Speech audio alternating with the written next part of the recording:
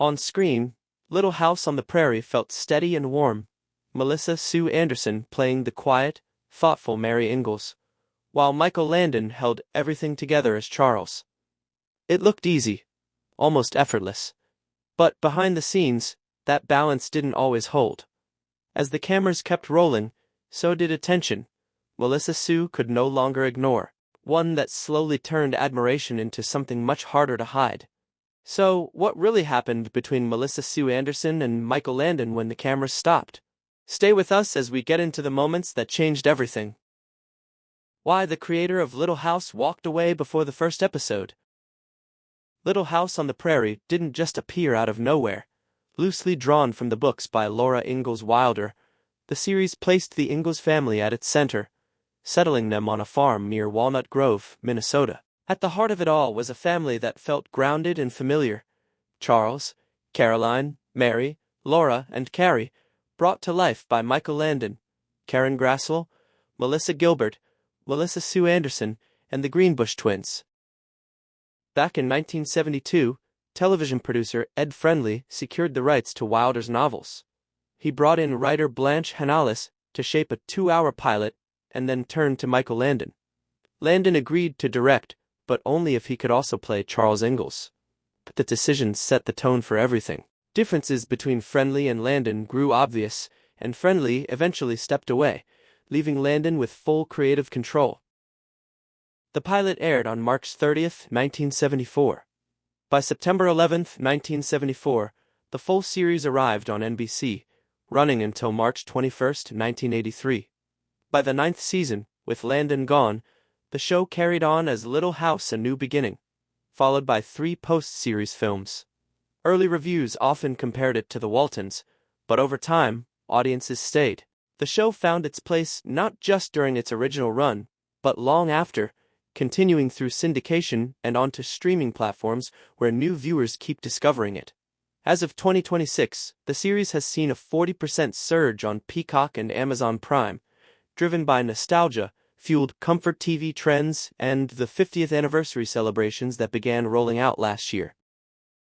Blinded and broken the grueling reality of playing Mary Ingalls. Before the Prairie, Melissa Sue Anderson was just a young girl in Berkeley, California. Born on September 26, 1962, she was the younger of 2 daughters. By 7, her family moved to Los Angeles.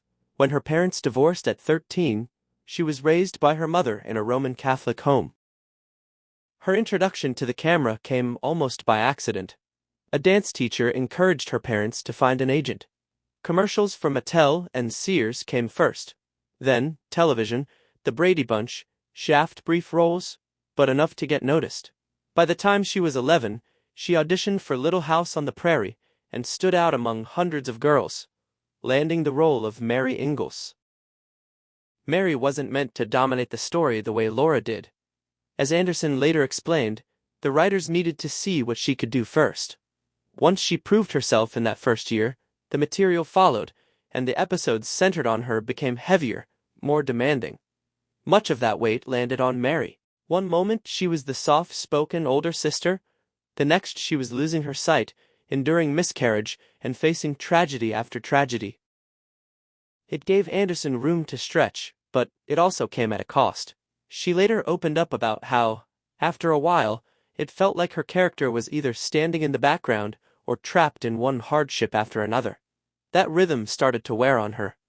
Still, the role made her. Little House ran for over 200 episodes, and Anderson grew up right in the middle of it from 11 to 19. Her performance earned an Emmy nomination in 1978, the only one among the main cast. When her contract ended after 7 seasons, she stepped away. In 2010, she put her memories into words in her memoir, The Way I See It, a look back at my life on Little House. Away from the Prairie, her path continued, though it didn't follow the same level of attention.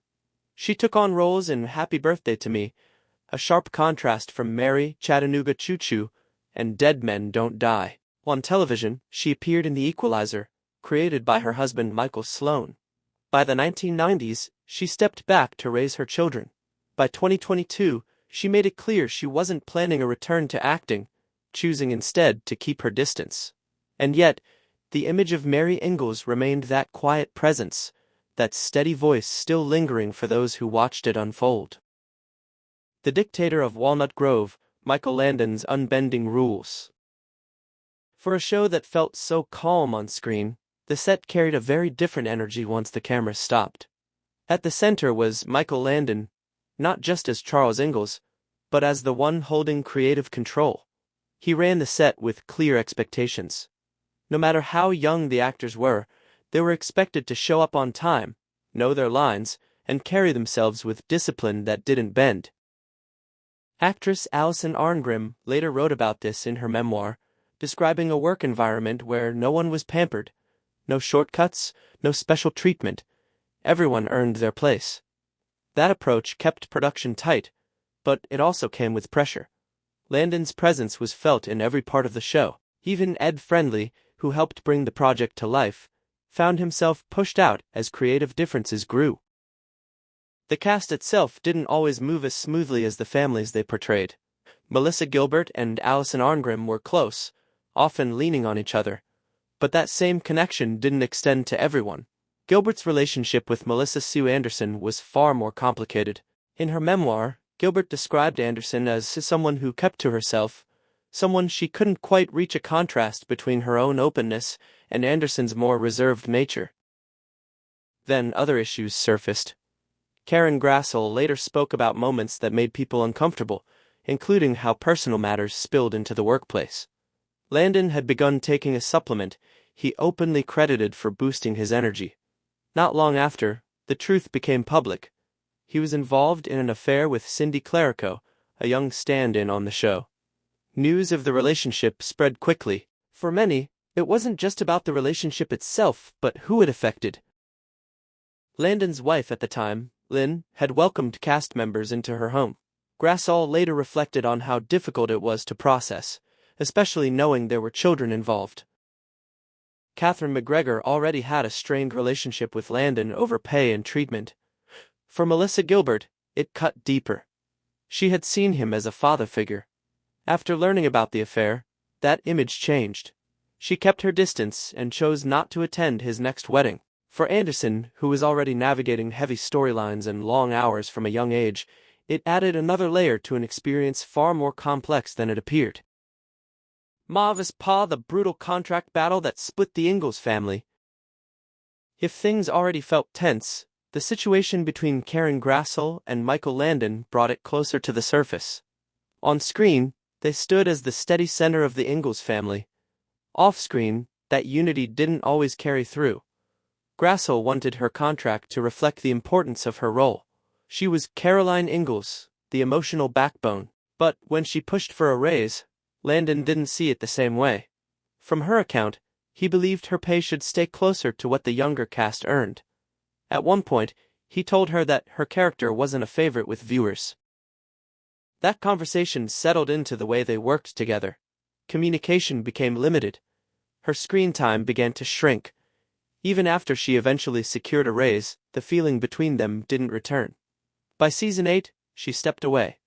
Still, Grassel could see the pressure Landon was carrying, directing, producing, and keeping the entire show on track week after week. She described him as constantly on edge, juggling responsibilities that never paused. Years passed. Then, about 5 years later, the phone rang. On the other end was Landon. He reached out himself, wanting to reconnect. He asked if she would consider returning for a little house special. She agreed. A few years later, around 1990, Grassel reached out again. He responded by asking her to call. Their conversation touched on familiar ground. The show, the memories, his growing family. There was an ease there that hadn't always been present. Not long after, everything changed. Landon was diagnosed with pancreatic cancer.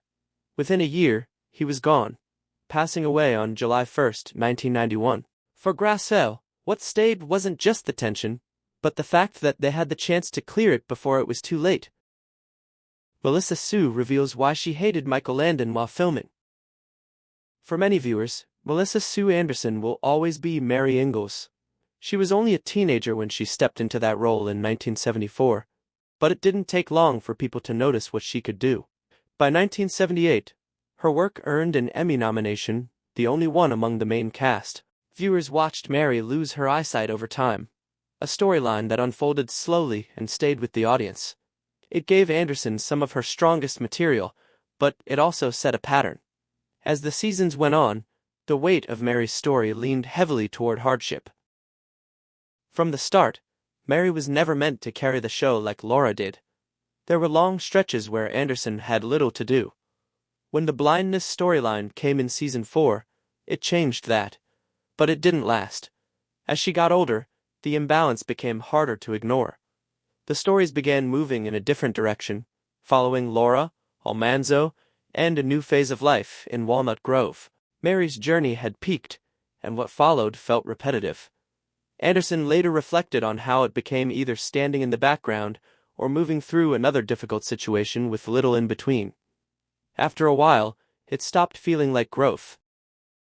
She stayed through season 7 and appeared briefly in season 8, but by then the decision was already made. After spending most of her adolescence tied to one role, she wanted something more. Stepping away wasn't about one moment. It was a gradual realization that she had reached the limit of what Mary could give her. Still, the experience wasn't only about the work. Behind the scenes, her relationship with Michael Landon carried its own quiet complexity. It stayed professional, but there was a distance that grew more noticeable over time. In a 2023 interview that resurfaced on YouTube in early 2026, Anderson clarified something fans had long speculated. She didn't hate Landon in the explosive sense, but she deeply resented how he sidelined Mary's character once Laura became the focus. He made decisions that were right for the show, she said, but they weren't always right for the actors playing those roles. Landon expected a lot from everyone, especially the younger actors, and that pressure could be hard to sit with day after day. He wasn't easy to approach, and for someone like Anderson, who already kept to herself, that created a space that sometimes felt isolating. There was respect. She recognized his talent, the way he held the show together, but at the same time, the experience wasn't always comfortable. The man who played the steady, dependable father figure carried a different energy when the cameras weren't rolling, demanding, distant, at times difficult to read. It wasn't about one single incident. It was the accumulation of expectations, distance, and an environment that didn't always feel as warm as the story being told. In her memoir, she wrote that she often felt like Landon viewed her as a tool for the narrative, rather than a young actress who needed guidance. When Mary was blinded, Anderson had to perform with glass contact lenses that left her in physical pain. She later said Landon's response was essentially, "That's the job." This year, as Little House celebrates its 50th anniversary, new behind-the-scenes documentaries have reignited interest in these dynamics. A November 2025 special on Netflix, Little House: The Unseen Reel, featured never-before-heard audio from cast members, including Anderson's quiet admission that she never quite trusted Landon after he dismissed her concerns about Mary's repetitive tragedies. She didn't use the word hate, but she came close to describing a working relationship that felt emotionally unsafe. After leaving the show, she moved into other projects: Chips, The Love Boat, Fantasy Island. Over time, she pulled back, choosing to focus on her personal life and family. The pace slowed. Looking back, her departure feels less like an abrupt exit and more like a natural point of change. Mary Ingalls had already lived through her most defining moments, and Anderson herself was ready to move beyond that chapter. Years later, distance brought a different kind of clarity. Her view of Landon settled into something more balanced: flaws alongside talent, pressure alongside success. By the time he passed away in 1991, she had made peace with much of what had come before. She attended his funeral, not because everything had been forgiven, but because enough time had passed to see the full picture. Who was your favorite character on Little House on the Prairie? Share your thoughts in the comments below. Don't forget to like, share, and subscribe. Also, click the next video shown on your screen. You will enjoy it.